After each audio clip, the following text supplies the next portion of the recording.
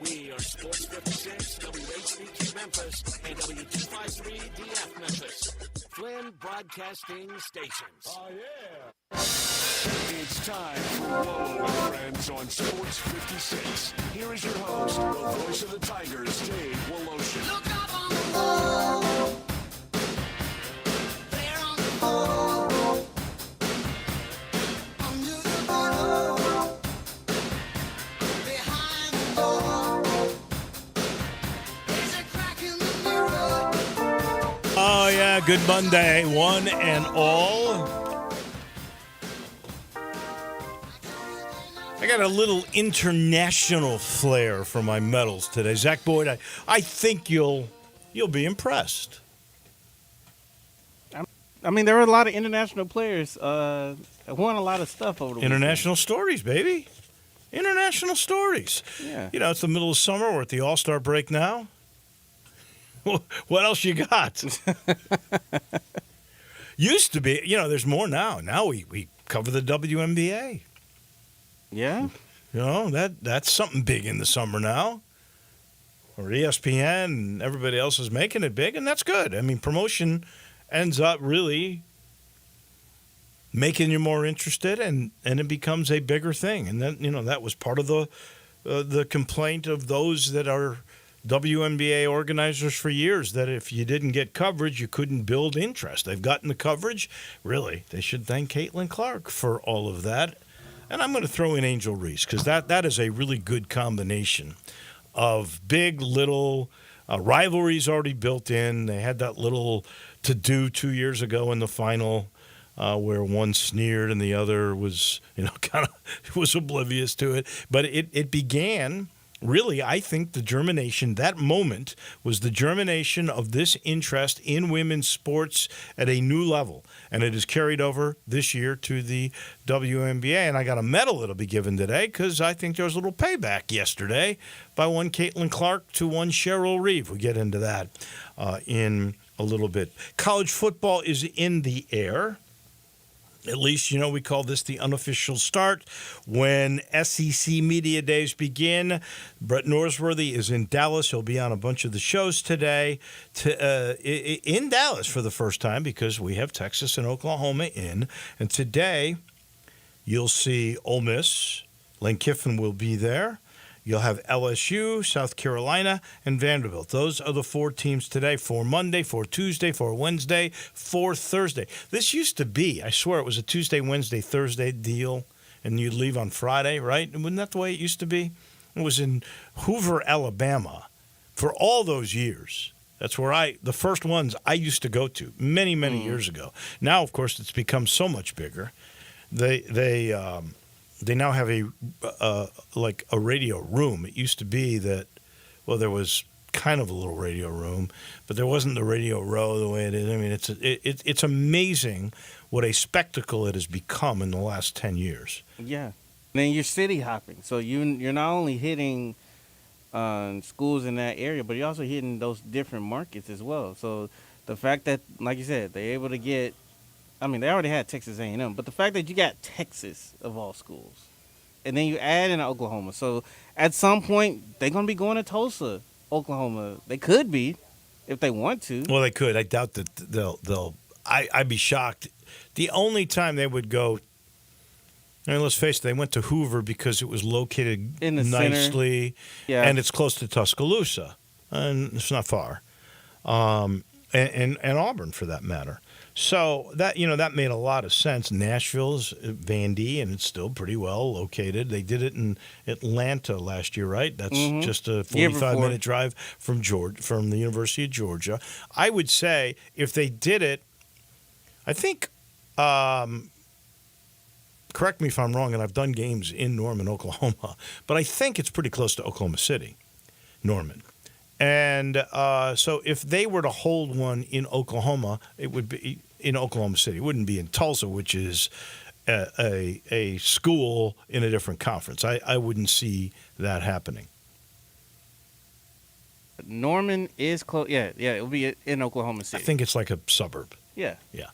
So it's like Northwestern is a suburb in Evanston, a suburb of Chicago. They're really close, and I think that's kind of the way that is. We'll be talking college media days because, the Big 12 was in Vegas last week, and our own Steve Earhart was there. The big cheese, the head honcho of the AutoZone Liberty Bowl, will join us from actually, he's back. He'll join us, and he'll talk about what happened in Vegas last week, what he thinks will be discussed mostly in Dallas. Everybody's bowl connection, their contracts are up after not this season, but the next season.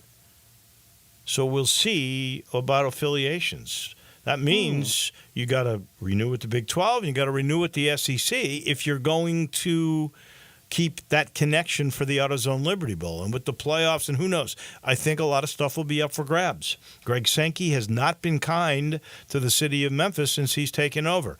The AutoZone Liberty Bowl has always gotten the end of the deal, the raw end of the deal, when it comes to if there's teams available or not. So we'll get the head honcho of the AutoZone Liberty Bowl's thoughts on all of this. And then Ted Butler will join us, as he always does, on Mondays to talk a little bit of golf. And, of course, we've got the British Open, the Open Championship coming your way in just a few days. It'll open on Thursday. All the LIV players that have been decreed eligible, they will be there. So you'll see Bryson DeChambeau and John Rahm. And then who knows? Can Rory, Scotty, Xander, can Tommy Fleetwood finally win one? Robert Montgomery was a winner. Where's Colin Morikawa? And all this should be very intriguing. The British Open, the Open Championship this weekend after the Scottish Open was very dramatic. And, of course, I got medals coming your way that way, and we will discuss that with Ted Butler. That will come at about 10:45 or so. I'm sitting in the Family Leisure studio, and a reminder to you, the summer party sale still going on. 24-foot above ground pools still under $2,000. We can still get in-stock patio furniture, this summer, spring stuff, the new materials still in, and I'm telling you, in stock that looks beautiful is 50% off. You won't get a better deal ever than that. Play gyms up to $1,000 off. You got 4-person hot tubs that are so cool. I mean, incredible. You could swim in the darn thing if it's only one person. 4, you can still have fun. $3,000, under $3,000. Discounted pricing on all in-stock pool toys and floats. While those supplies last, just get to I-40 and Whidden Road. Family Leisure. All right, I got a bunch of these. So let's immediately get to our precious metals. I told you I have international flair here, okay? You ready? I give a bronze medal to the Scottish golfer Robert McNamara, who won the Scottish Open. He's only the second Scotsman ever to win his country's Open. The other was Colin Montgomery 25 years ago in 1999. So Robert McNamara, who's won twice this year now on the tour, is a hero in his own country. Remember, the first time he won, his dad was his caddy. You remember that? Yeah. It's a good story. I think he's a really cool kid. He also has, he can get a little angry. Remember he got mad at the drone? Because there was a drone that was following him. That really kind of peed him. But he got lucky. That's the best way I could put it. So he's in rough that looks like it's going to be impossible on this par 5 that he ends up eagling. Looks like it's impossible he's going to get it out. When he goes there, he hears this crunch because he's wearing metal spikes. He's on a sprinkler head. Knowing the rules, calling officials over, he got a free drop. With the free drop, he landed on the green, made an eagle. That got him back in contention, and he birdied the last hole to beat Adam Scott and win the Scottish Open. My guy, Oberg, who had the lead after 3, I thought for sure he's a winner. I was counting my money, Zach. I was thinking I might get first place, even though it didn't. I don't think it paid quite enough to do that. But he had a bad day on Sunday.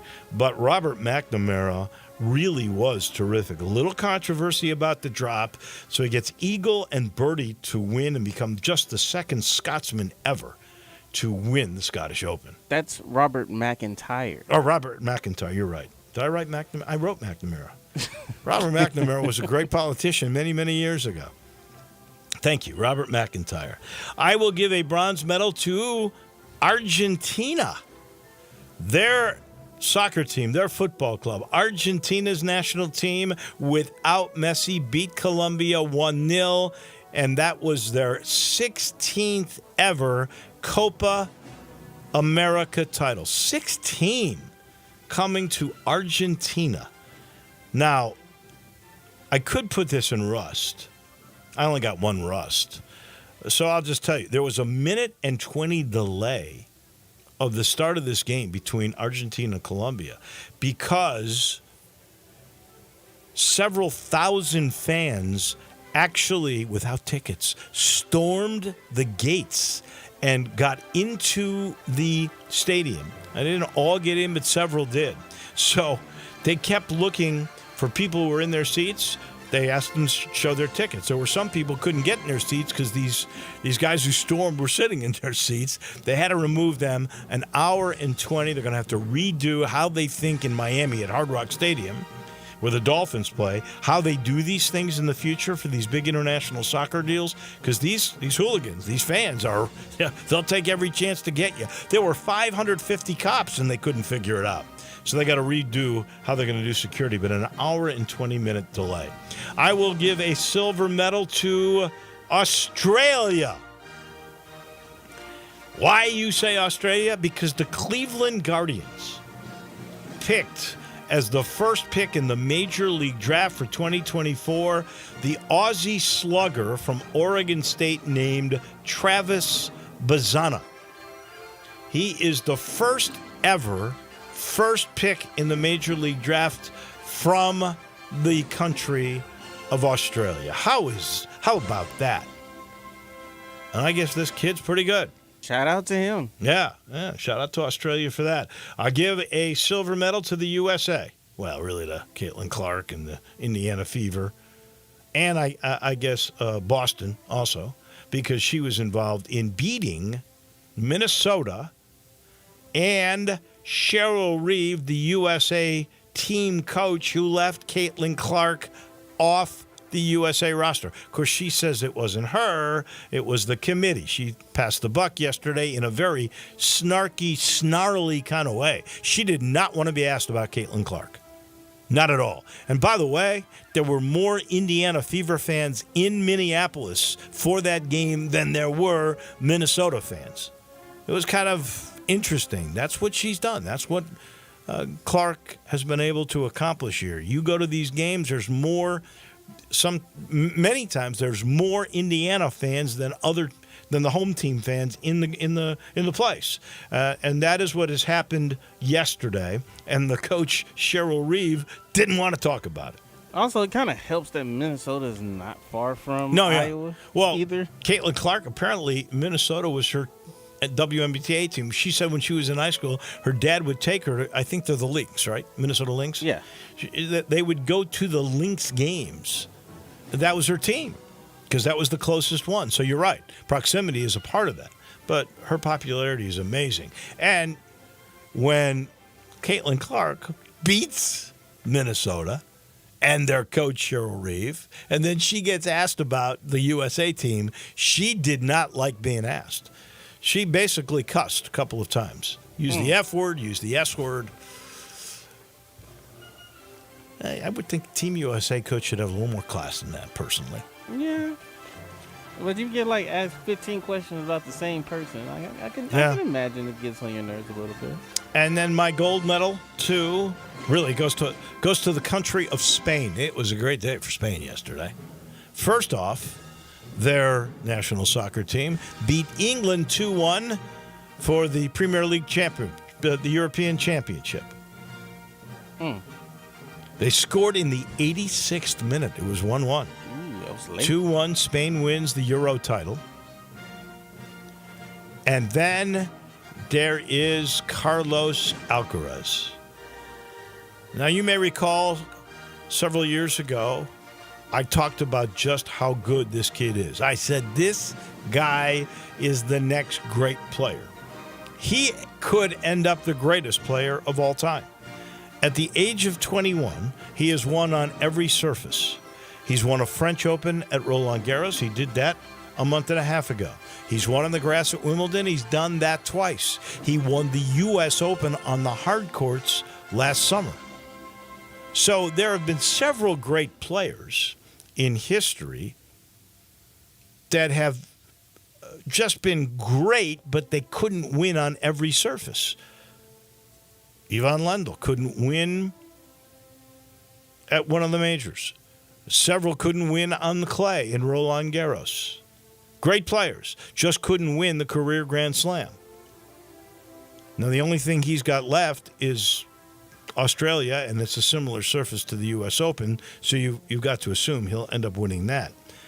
This guy's now won 4 Grand Slams, one on every surface. He's done it at the age of 21. So, where did these other greats, like if we look at the past generation of great players, Rafael Nadal, Roger Federer, and Novak Djokovic, who's still playing. Djokovic and Federer. Djokovic with the most majors won at 24, tying Margaret Court. Still looking for 25, to the most majors ever, but still the most in the men's game, 24. He had only won 1 at the age of 21. Roger Federer, maybe the greatest all around. He won career Grand Slams. I thought the greatest. Till now.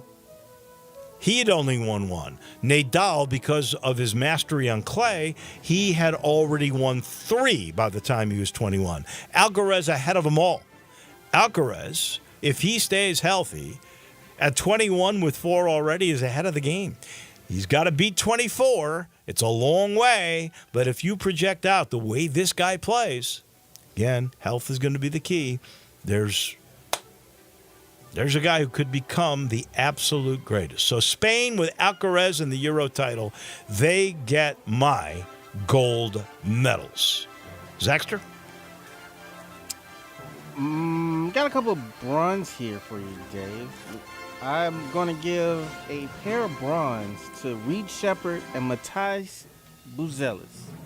Because even though it's Summer League, and yeah, you got to take it like a grain of salt at times, but Reed Shepherd's shooting really stood out against against the Lakers game on last Friday. And then Matthijs, coming into it, he had the ability to score the basketball, but shooting was kind of like the question mark on him. He looked comfortable knocking out his shots on Saturday. So a finish with 28 points for the Bulls in their for the Summer League team. So both of those guys deserve a bronze medal from me. Correct me if I'm wrong. Tonight, Grizz, 7 o'clock in Vegas against Dallas. That's correct. Is Zach Edey going to play? I think he's going to play. I would think if he's going to play, because didn't Andy Sheffield tell us they think he's going to play twice in Vegas? Yeah.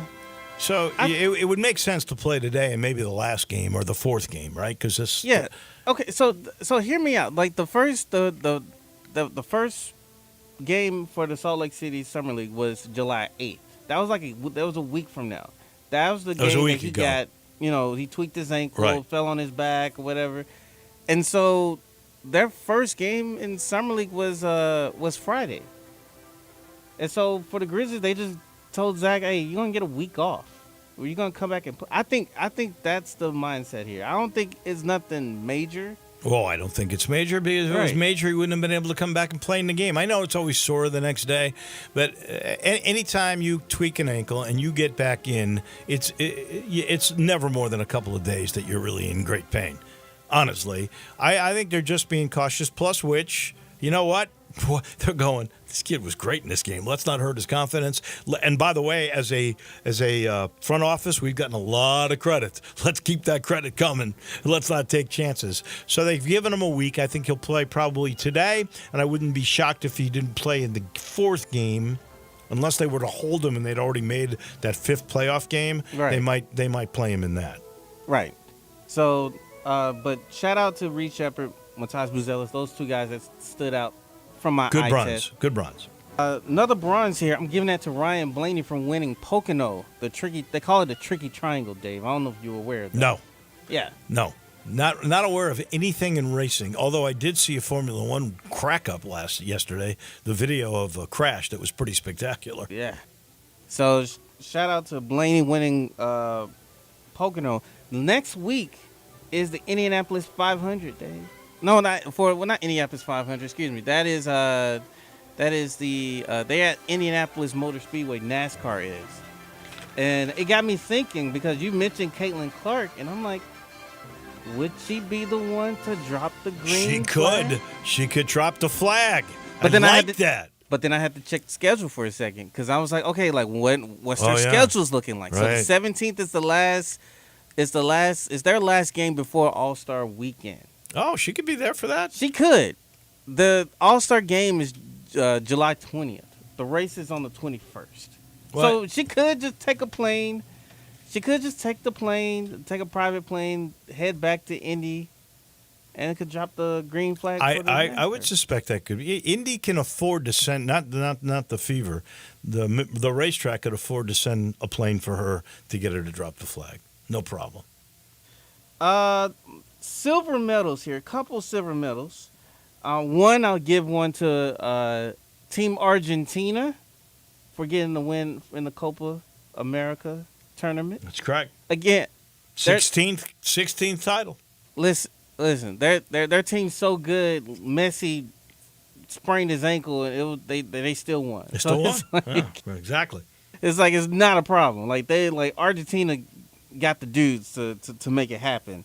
And then my other silver medal, I'll give that to Robert McIntyre. There you go. For getting the win in the Scottish Open. Now, it's unfortunate on my end because somebody took him in our pick'ems. So, Goodbye to first place. Who's in first place? Yeah. You'll be surprised. It's Mickey. Mickey. My gosh, he's going from last to first. Unreal. Mickey. Love it. Mickey Barker. Like our golf picks are really close, by the way. Oh, I know. We're basically at the decibels of dollars. That's the way it should be. That's the way it should be. Robert McIntyre gets my silver, and then my gold. Just like you mentioned. I don't know if I think you had Spain as your gold medal, or you have. I can't remember. It's Spain because of the soccer team winning the Euro title, and because of Alcaraz. Yeah. So give me Alcaraz for the gold. A back-to-back Wimbledon champion. Yeah. Surprise. Beating Joker both times. And he's like you said, he's super young. So, three-peat? Oh, yeah. Is three-peat? There's definitely going to be 3 Wimbledons on his resume before it's over. He's definitely going to win more and more than that. And he's already got 2. I think Federer with 8 and Joker with 7 in their career. So he's chasing 8 as the most. Is that it? That's my positive medal. All right. My one Russ goes to Fenway Park's seats.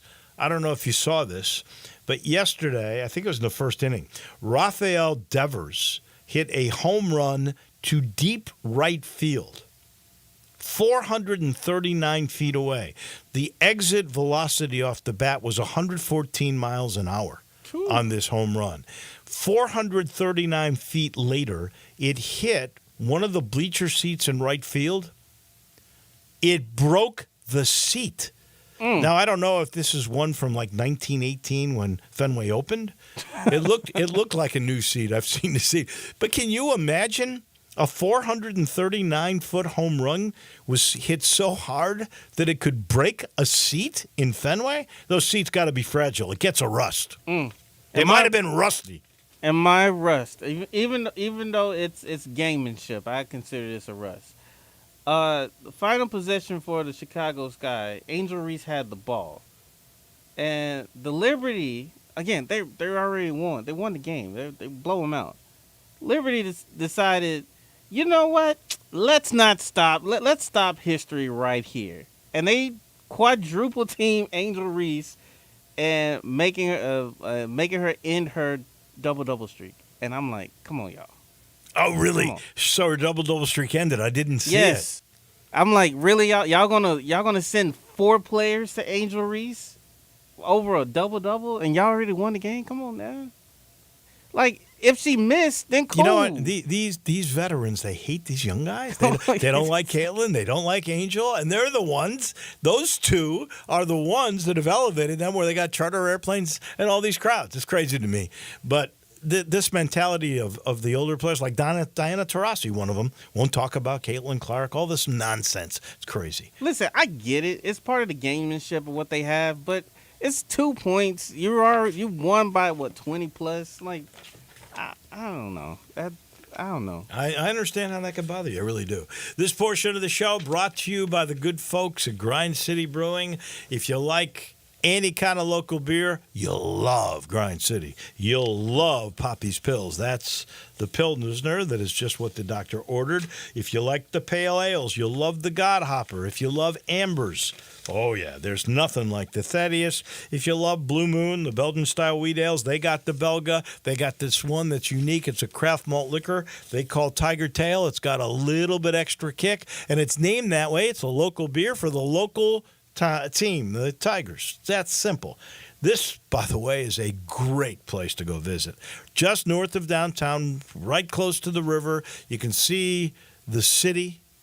You can see the bridges. There's picnic tables with umbrellas in this modern day facility. And, oh, by the way, they can put up a stage and it becomes a concert venue. It's been that way many times. Grind City Brewing, taking care of beerness in Memphis. Steve Earhart on the Big 12 and the SEC on media days. College football's here. We have media days all over the place. And the Big Cheese, the head honcho of the AutoZone Liberty Bowl, talks about it in just a minute. Be sure to follow us at Sports 56 WHBQ on Twitter, Facebook, Instagram, and YouTube to watch live video of our shows. Stay up to date with station events and have chances to win prizes. Don't miss out on anything that's going on.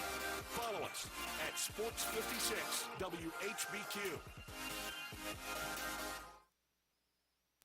When we say that Bell Tavern, Memphis' perfect downtown neighborhood bar, is cool, we're not just talking about the temperature. Now, it is very cool in Bell Tavern this time of year, but it's also just straight up cool. The atmosphere is cool, the employees are cool, and the customers are cool. Bell Tavern isn't for people that feel compelled to act out whether their team is winning or losing. It's for people that act like grown-ups, cool grown-ups. That means if you go to Bell Tavern, you're cool. Lots of people go to big chain sports bars, but you could be one of the people that goes to Bell Tavern. That's cool. Country music singer-songwriter Kylie Morgan absolutely loves her Genesis Diamond ring. I got so many compliments as soon as I got the ring, and continue to get compliments on it. It looks really pretty on my finger. Kylie's husband Jay heard folks in the music industry raving about Genesis, but he also did a lot of homework on his own. When it came to finding the ring, he took it very seriously. He did all the research. I think he knows more about diamonds than any man in the entire world, and that's how he landed on Genesis. He just knew it. Jay picked out a stunning, flawless, pear-shaped diamond in an elegant setting. Got the value price Genesis is known for.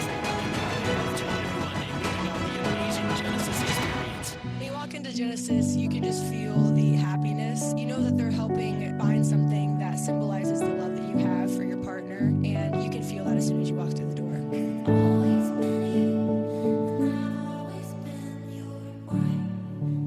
Genesis Diamonds at Poplar and Perkins Extended.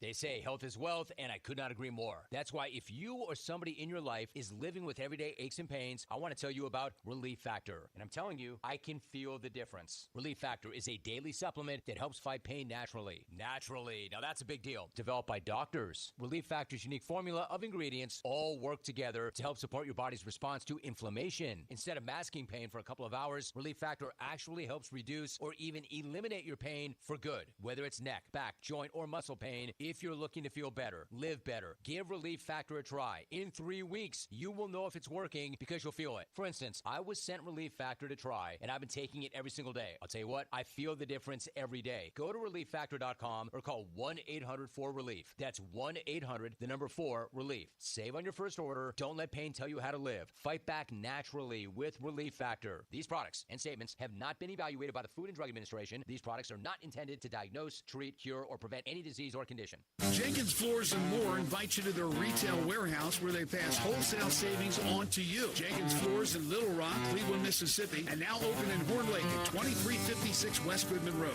Specializing in flooring and carpeting, tile, plantation shutters, and blinds, Jenkins makes your life easy with a 2-week turnaround. Contractors, builders, or family projects, call 662-469-9350 for a free estimate. Owners Timmy and Rebecca Jenkins say hello to Sports 56 fans and look forward to your business.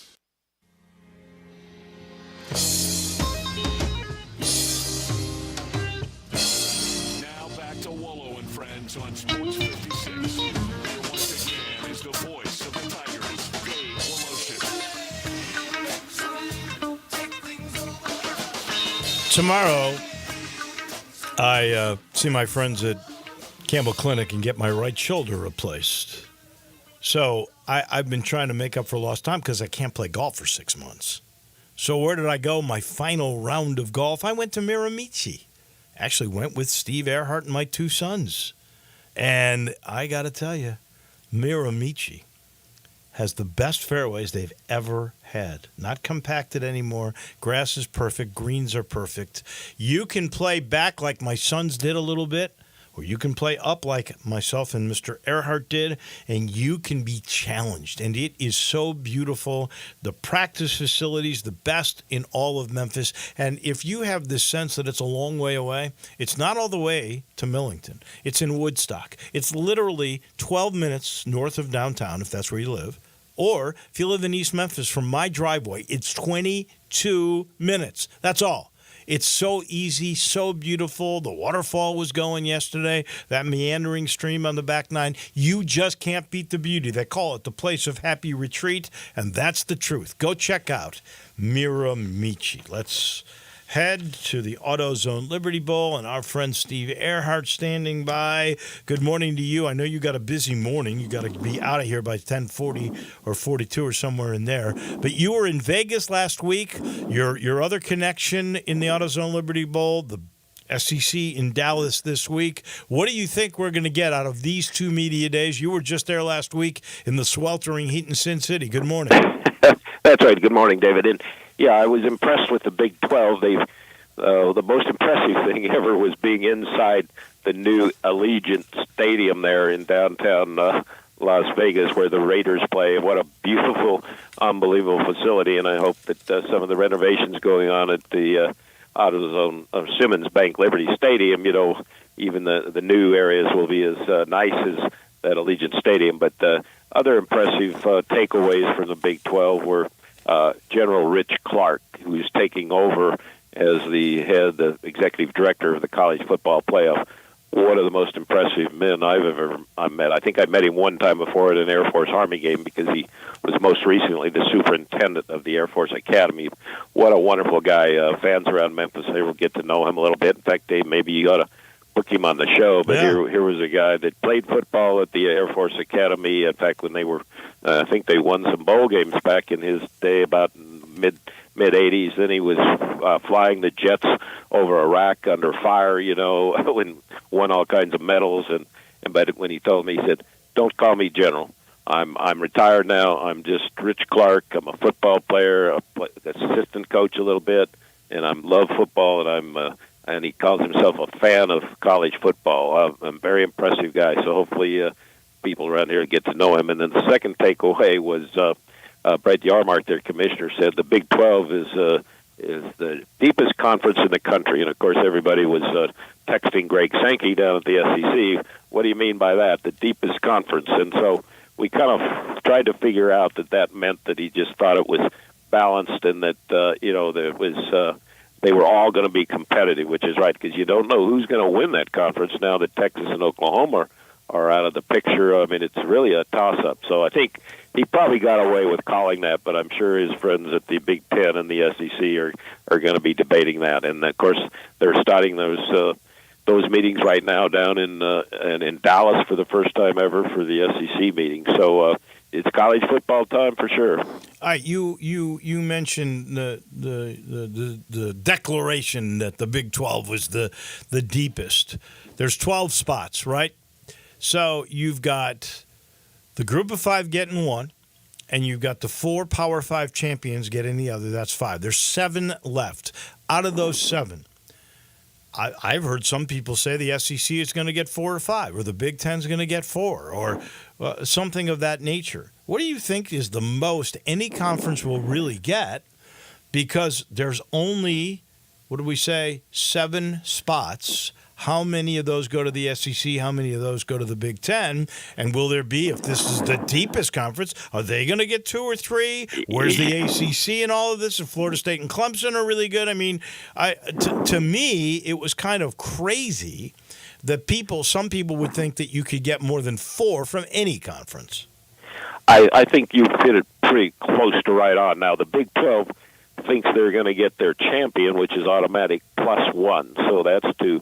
And because they think, they're not in divisions, so their top 2 teams out of 16 will be playing in the title game, and they figure could have 10 wins. So they think even the loser of the championship game in the Big 12 will get in as well. And then I think the ACC figures the same thing, that they will get 2 in. Now, in some years they've only got 1 in, but if each of those conferences get 2 in, that's 4.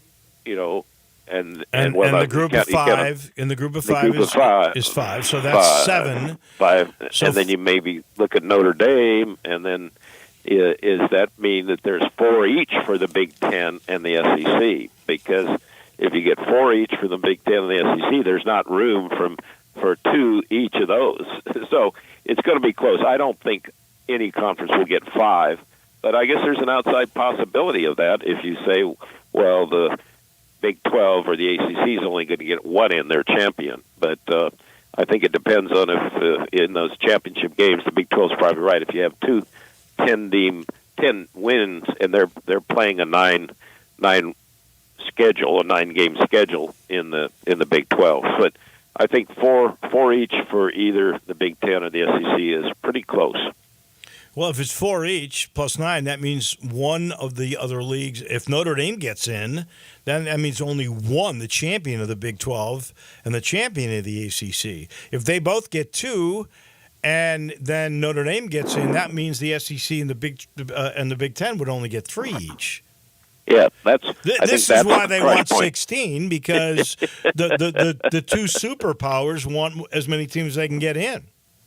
You're 100% right, Dave. But I think it'll be fun this year, and I think with the realignment, Texas thinks they're going to get in. Now, I mean, of course, the cocky Texas folks, they think they're going to finish high up in the SEC. The old-time SEC guys say, oh, wait a minute, I'm not sure Texas can just automatically be one of the 3 or 4 picks out of the SEC. So it'll be interesting. And, of course, Oklahoma says, well, over the past 10 years, we've had a better record than Texas. So it's really going to be an interesting college football year. And that certainly is a good situation for the AutoZone Liberty Bowl, because we have all the teams that are in the Big 12, and then with the addition of Texas and Oklahoma, that just gives more choices for those of us in the SEC pool.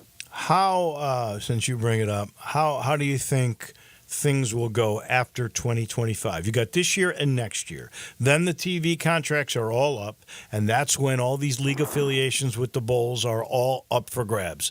Give me your Nostradamus on what you think will happen in 2 years. I think you're right. There'll be enough pressure to say they'll move up to more teams eligible, whether that means some people are pushing the 14-team model, some people are pushing a 16-team model. I think they'll go 16. It makes most sense. Okay. Well, I think it'll be 14 only because people want some of these buys. But we'll see how these early season buys work out here, because teams 1 through 4 get a bye, and then, of course, teams number 5, 6, 7, and 8, they have a home game on their campus. And so how do those work? I mean, for example, if Memphis is the representative of the group of 5 and they're seeded number 12, will they have to play at number 5 Ohio State or at number 5 Michigan? Or Texas or Ole Miss, whatever it may be. We'll see how these on-campus games work out. And then, but I do think that there'll be a reshuffling of the other bowls. Now, we're all going to be competing with each other, for spots and TV contracts and so on. And that's why, as I mentioned here in Memphis, it's so important for us to have a couple of good years here with the AutoZone Liberty Bowl, because it'll be a free for all for opportunities on TV, and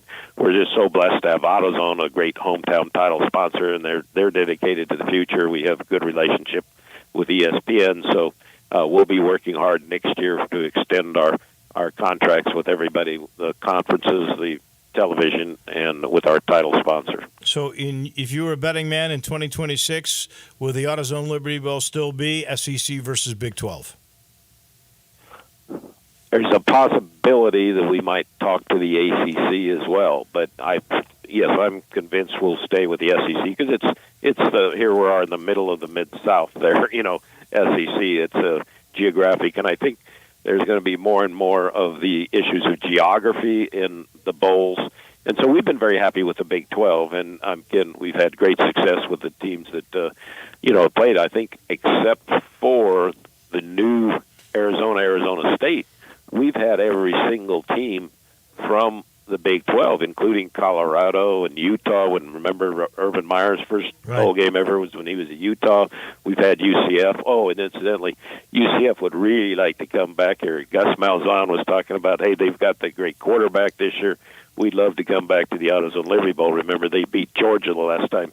Right. UCF was here. Cincinnati's been here. BYU's been here. So we've had a great relationship with all those teams in the Big 12. So I guess I'd have to say, the odds are it'll still be an SEC Big 12 matchup come 26. I hope so. By the way, you never got Texas or Oklahoma. Maybe you get them as SEC teams. Oh, okay. No, well, now that's right. I was just mentioning all the teams in the Big 12, but you're right that we've had every team in the old SEC except Florida, and now you got Texas, Oklahoma. So that might be a dream matchup this year. Let's go out on the early and say maybe Oklahoma represents the SEC this year in the AutoZone Liberty Bowl. I'd say you have a shot at Oklahoma. I don't think they're going to have one of their great teams, but they'll be good. As always, my friend, I appreciate it. Good.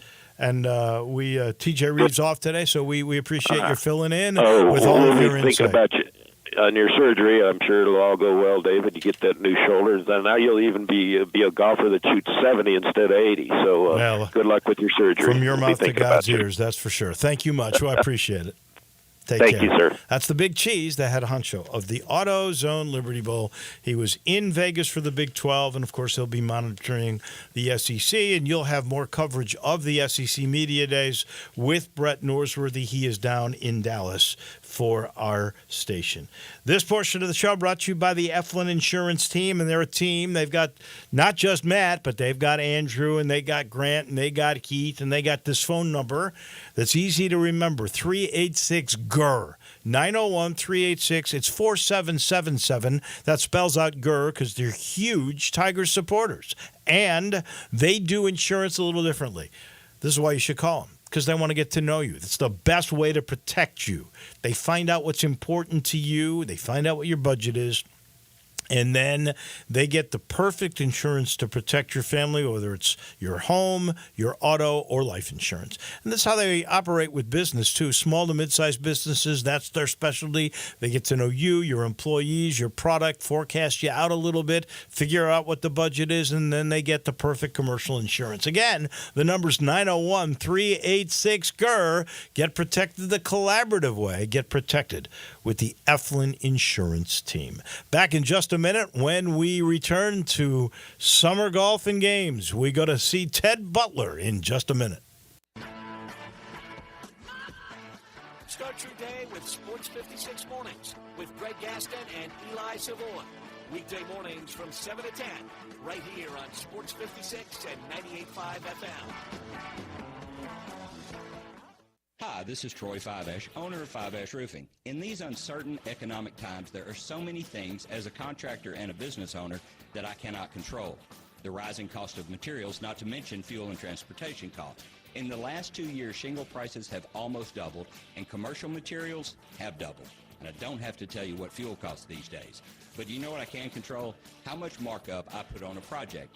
I have always prided myself in knowing I never gouge a customer. But in an effort to ensure my crews have work and my customers are being treated fairly, I have lowered my profit margin, hoping to give you a price you can live with and keeping my crews busy. So if you need a roof or gutters, please give us a call.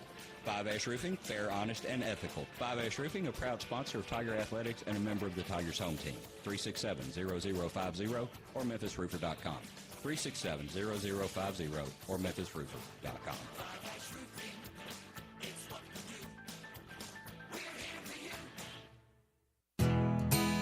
Nestled in the heart of East Memphis, located corner of Park and Cherry, is a beautiful residential neighborhood. I'm here at Town Village Audubon Park interviewing a new resident, Carolyn. Share with us why you chose Town Village. Well, if your parents or special friends need to make that big move, let me share with you my experience. It was tough for me to leave home, but then I discovered Town Village. I would like to highly recommend Town Village to you and your loved ones. After looking at all the amenities and meeting all the people and staff, I was hooked. From restaurant, bistro, 3 meals per day, housekeeping, transportation, security, health care, physical therapy, exercise room, and even a heated pool and spa. Come see us and make your new home in Town Village. Visit us and call Daniel at Town Village Audubon Park at 901-374-7342. There's no place like home, Town Village. Rick's Powder Coating for a beautiful finish every time. Rick's Powder Coating specializes in automotive, ornamental, residential, and industrial coating. With 2 conveyor lines and the largest batch ovens in the Mid-South, Rick's can accommodate all of your powder coating needs. Locally owned and operated since 2002, Rick's Powder Coating will customize a beautiful finish just for you. Drop by or call to see how Rick's Powder Coating can bring color to your life. 901-367-2771 or rickspowdercoating.com. You watch sports. You listen to sports. Now let's talk sports. Well, not anymore, because Sports 56 is opening the airwaves overnight. From 12 midnight till 6 a.m. for people like you to talk sports during your own 1-hour radio talk show on Sports After Dark. For 1 hour, tell us what's really on your mind regarding sports. Your favorite sports team, favorite player, discuss pre-games, post-games, all games. Let's talk. Rotation is required. Interested applicants must contact the podcast center at gmail.com or call 901-468-3097. That's the podcast center at gmail.com or 901-468-3097. Amateur and professional talk show hosts encouraged to apply. Required orientation is Saturday, July 20th, or you can take it online at your leisure at the podcast center, Memphis.com. Now back to Wolo and Friends on Sports 56. Here once again is the voice of the Tigers, Dave Woloshin. All we hear is Radio Gaga, Radio Googie, Radio Gaga. You know, part of being a great golfer is to understand the rules. Robert McIntyre knew the rules yesterday. A little bit of controversy maybe over only the second Scot ever to win the Scottish Open. 25 years ago, Colin Montgomery did it. Robert McIntyre did it yesterday by getting a free drop on a par 5 that turned out to be an eagle. Let's bring in our expert, our guru, our teacher from Summer Golf and Games. That's Ted Butler, who's been joining this program for over 30 years. Was that the correct call? Did McIntyre take advantage of the situation? What's your thoughts? Good morning. Good morning to you, too. It was a little hard to tell, I think, but I'm sure they did the right thing. You know, I realize he was a countryman and all that, but I feel sure they did the right thing. I mean, he birdied 14, the Eagles 16, birdied 18 to win. I don't think it was home cooking or anything. That was it was incredible. So the reason he knew, they say, that the stance was coming into play with a sprinkler head was that he had metal spikes on and he heard the crunch, and that's when he goes, "Bring over somebody. I want to get a drop."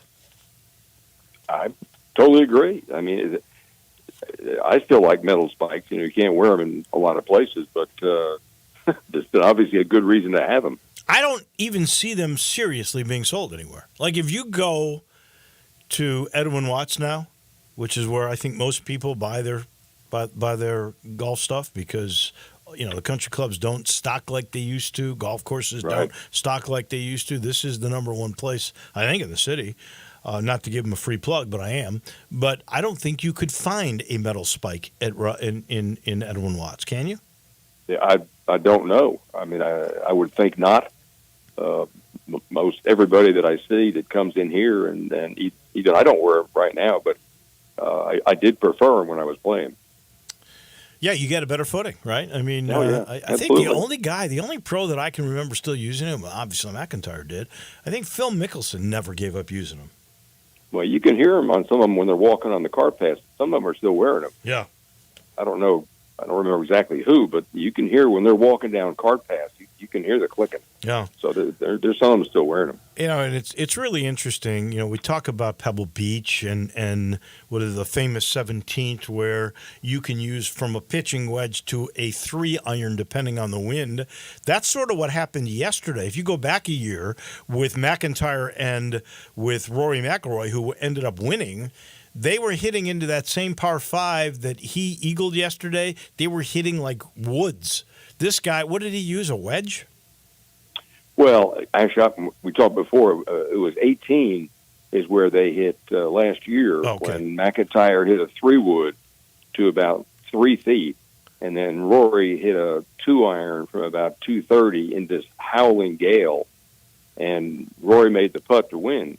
Yesterday, McIntyre had a wedge, and he hit it about 20 feet right of the hole, and he was tied with Adam Scott at the time. Scott was up watching, right, and he made the 20-footer to win. So, but that's the difference. Like next week in the British Open, the weather over there is such a huge factor in who wins this thing. Yeah, Rory did come back nicely. I mean, he wasn't shell shocked. He should finish 14 under somewhere. 14 under, right? Yeah. Without making many putts, he hit the ball great. So you've got to think about him to end his drought in the majors of 10 years. You got to think about Scottie Scheffler. You got to think about another European who's coming on who had a bad day yesterday but was leading the Scottish Open until Sunday, and that's Ludwig Oberg. You got Tommy Fleetwood, who's still looking to win a major, who has so much talent. You got Colin Morikawa, and let's not forget the live players. Rahm, I think he's back to healthy. He missed the last major because of a foot infection. And there's Bryson DeChambeau, who's been the best player in majors so far this year. Well, I think he's certainly going to be a factor. Oberg, in his last 4 tournaments on Sunday, has not broken 70. So he's been playing great golf, but on Sundays he's not finishing very well. Scotty, I'm not so sure if it really does get windy as high as he hits the ball. If he can handle that, that's if he has the knockdown shot. You don't see it hit very often if he does. But when you're that good, can't you learn how to just play it back in your stance a little bit and hit that low stinger like Tiger did? Yeah. If your feet are on the ground. Well, that's true. His feet it's are hard on to the hit ground. a stinger. It's hard to hit a stinger if your feet are up in the air. You really got to stay grounded to hit that thing low. But you can't bet against Scotty. He might do it anyway. But you're right. There's a lot of the live players and Hovland and Cantley and Morikawa and Schauffele. I hope McIlroy makes a run. I think he's probably over the meltdown because he played great this week. He just didn't make many putts. What's the thing with Oberg? Do you think he just gets too nervous on Sundays? I don't think so. I think he's just so young. This is his first year on the tour. He was in college last year, and winning a pro tournament is very difficult. You got to go 72 holes without messing up, and he hit some great shots yesterday, like he always does, and the putts were running over the edges. So you don't know, but he is going to be a winner. You can count on that. So Scheffler was a winner there. You wonder about him with the wins. Yes. What about Bryson DeChambeau, who's really won the U.S. Open? I think he was second in one of the other majors and 6th in the other. So he's been the best overall performer in the three majors thus far. How does his game stack up? Because he can hit the ball so high, but it seems like he can hit every angle. What do you think his prospects are in this thing? Well, they're probably really good. I mean, he can hit the ball any direction. He can curve it both ways. He can hit it through the wind. He's so strong, and his putting his short game has been unbelievable. You know, that final round at in the U.S. Open, he only hit 5 fairways, and over there, if you miss all the fairways, the rough is much more severe. So it's hard to say. I'm really looking forward to this. This is going to be an exciting tournament, but he's certainly a factor. Royal Troon, 10th time in 101 years. That's where it is heading. It rests on the coastline. It's really a beautiful seaside links. In your mind, are there any players that are set up for that like Tommy Fleetwood, for example? He plays those European courses all the time. What does he got to do? Why hasn't he won a major? He doesn't win anything. Yeah. He plays good all the time. I mean, I think the third round of this tournament, he missed one green. He would be in my top 10 picks for sure. I don't know why he can't win one, but he's certainly a great player. And Xander Schauffele, he can hit the ball in any direction, long, low, and he's been playing great for all year. So it's pretty exciting, and of course Tiger's playing. Yeah. Is Tiger going to be a factor at all in this? No, except for the fans. I mean, they'll be glad to see him. I would. I don't. Honestly, it would be incredible if Tiger could just even make the cut. And he himself said, "What was it at the US Open where he hit the ball well enough? He just didn't score." Yeah, it's just not getting enough reps in tournaments. But you never know. He seems to be healthy enough to walk a flat course. Who knows? It would be something to watch. Xander Schauffele, where do you think he fits in on all this? He and McIlroy are my favorites. Really? What about Colin Morikawa? Yeah. He's right knocking on that door too. Okay. He's playing well every single week.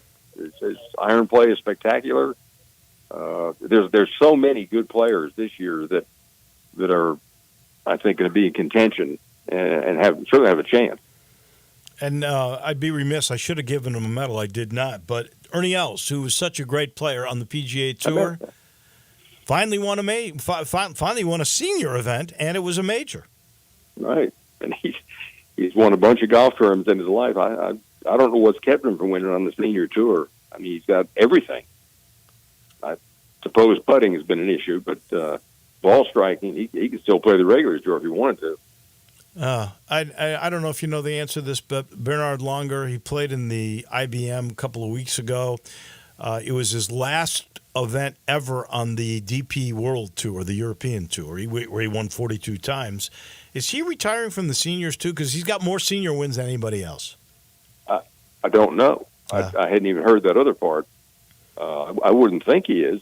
I mean, he's still playing great golf. He's 66. He's no spring chicken anymore. But he's been amazing as an old golfer. That is for sure. He's been amazing with everything. Ted Butler, thank you so much. I appreciate it, and we will talk next Monday. Okay. Thanks. We'll have a world champion of the Open when we speak next. This final portion brought to you by the Spirit Shop. That's Eddie Connor's place. That's right at the corner of Poplar and St. Nick, 4848 Poplar to be exact. The little log cabin right past Clark Tower. You've passed it by a million times. Not so little inside with so much product, from local beers to very valuable bourbon like Pappy's to the newest tequila, whatever it is. He's got it, and he's got an education. He'll tell you exactly why this is what it is and where it's going. He was the first to tell me about Cornerstone being a great wine, and look at that local group that got that excess grapes in Napa and made one heck of a brand. He can tell you all of that. All you got to do is stop by right in the heart of East Memphis. It's the Spirit Shop at Poplar and St. Nick. Look who's back. Johnny Radio.